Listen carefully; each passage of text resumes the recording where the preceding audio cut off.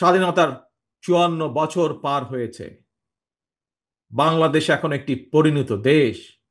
এই পরিণত বাংলাদেশে বাংলাদেশের জনগণ আর বিভেদ, বিরোধ, প্রতিহিংসা, প্রতিশোধের রাজনীতি তারা চায় না।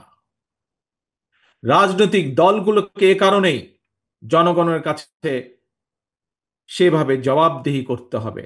রাজনৈতিক দলগুলোর কাছে জনগণ চায় রাজনীতির গুণগত পরিবর্তন।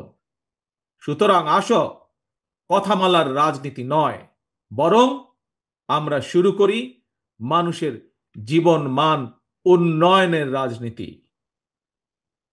প্রিয় ভাই বোনেরা, জনগণের জীবন মান উন্নয়নের ক্ষেত্রে সবচেয়ে বড় ভূমিকা নিতে হবে ভবিষ্যৎ বাংলাদেশ। এবং সেটি হচ্ছে তোমরা, আজকে যারা তোমরা এখানে উপস্থিত হয়েছ, তোমরা সহ তোমাদের মতন তোমাদের সহপাঠী, তোমাদের সহকর্মী যারা সমগ্র বাংলাদেশে ছড়িয়ে ছিটিয়ে আছে, তোমাদেরকে সেই ভূমিকা পালন করতে হবে। সেটি জ্ঞানে বিজ্ঞানে হোক, শিক্ষা দীক্ষায় হোক, মেধা মননে হোক, তোমাদের নিজেদেরকে গড়ে তুলতে হবে।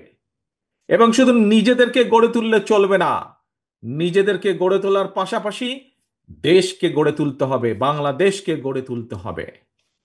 প্রিয় বন্ধুরা, সেই সমান মহান লক্ষ্যকে সামনে রেখেই বাংলাদেশ জাতীয়তাবাদী দল বিএনপি আগামী দিনের নীতি, ধর্মীয় সামাজিক মূল্যবোধে উজ্জীবিত